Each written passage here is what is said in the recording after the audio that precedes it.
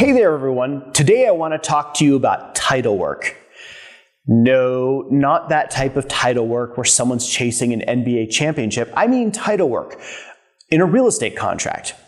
What's going on with the title of the property? Well, the people who have owned the home in the past, the people that are trying to buy the home, and what is a title company? What is their role in a real estate transaction? Getting right into it. When you buy a property and your contract is turned into a title company, they're going to do a background on the person buying the home, the person selling the home, to make sure that there aren't any liens or encumbrances or encroachments on the property. What if an ILC, known as an improvement location certificate, or a survey is required?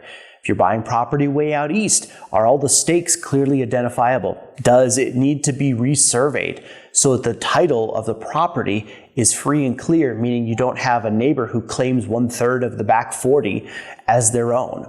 These are important issues. So depending on the type of property that you're buying, you definitely want to pay attention to certain points that I'm going to bring up throughout this video. I am not a lawyer. I am a licensed real estate agent, and I'm not going to give you title advice. Rather, I'm going to give you broad brushstrokes of things to look out for. What is a title commitment? Basically, it is a commitment to issue a title insurance policy on a property that you are going to close on. If you have more questions, reach out to a title company. I can provide you with some contacts so that you can understand title insurance in a little more detail. Who pays for it? It's negotiable. It comes up in the contract, and you can check a box to say that the buyer's going to pay for it, or the seller's going to pay for it, or some combination thereof. It's advantageous depending on the scenario in which you're purchasing the property to maybe pay for it or have the other party pay for it. If you're an investor and you're going to flip the property, meaning fix it up and sell it again, you may want to get what's known as a 110 policy, where you're paying 110% premium up front and then only a nominal premium when you close. And that allows you to save some bucks rather than doing 2 title insurance policies. If you're the buyer and you're in a multiple offer scenario, it may make sense to have the seller not pay the title insurance premium and you cover it, because that will put more dollars in the bottom line of the seller, and then you as the buyer win the bid on the property, which is great news. High fives all around, right? And if you're a first-time home buyer and money that you're bringing into the transaction is the most important thing, by all means, ask your agent to check the box where title insurance is paid for by the seller. That also includes the next topic, which is known as owner's extended coverage. The big item in here is mechanics liens. Now, this is an old term, but basically a contractor did work on the property, they weren't paid, and they slapped a lien on the property. You need to have that cleared prior to closing. So if it comes up in your title work, you have to deal with that with the other party and ask the title insurance company on how to work through that issue. And you may need to get legal help as well, depending on how big the judgment is. Also, if you're dealing with owner's extended coverage, it doesn't mean that you can have a defect on the title and then close. The title company, plain and simple, just won't let you. But it would prevent a mechanics lien from being an issue down the road, especially after closing, if something were to surface. So again, talk to the title company about that. How long does it take to complete the title work? Meaning you get back the commitment to issue a title policy. About 7 to 10 days. That's what we're told from the get-go as brand new agents to allow for 7 to 10 days. So this is a common industry standard, 7 to 10 days. What does it cost for the title insurance policy?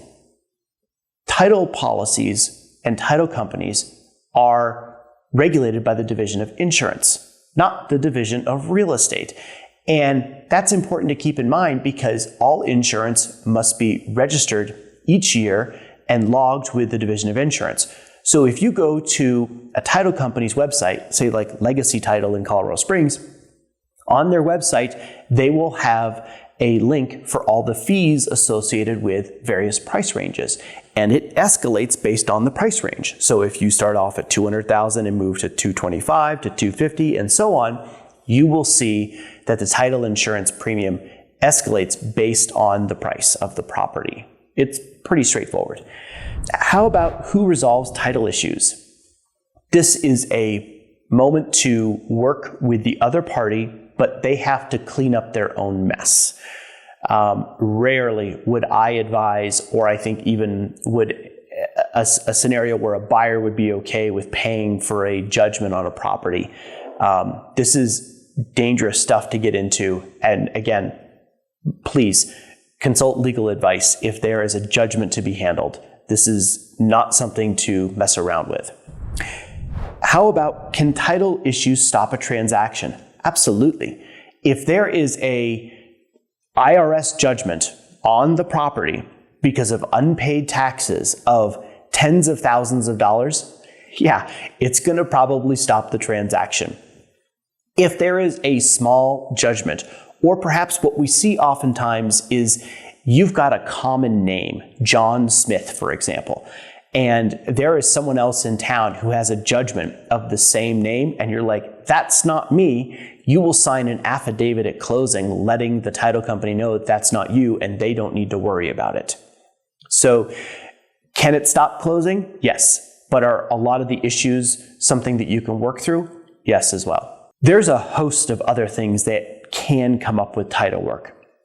Generally speaking, I would say that less than 50% of the transactions that I've worked with have major title problems. It usually is a non-event that flashes by us as we are working on the inspection or getting ready to order the appraisal. But if you have questions, please reach out to us. I will certainly provide you all the help and point you in the right direction so that you can get all the help you need related to title work on your Colorado real estate transaction. Thanks for watching.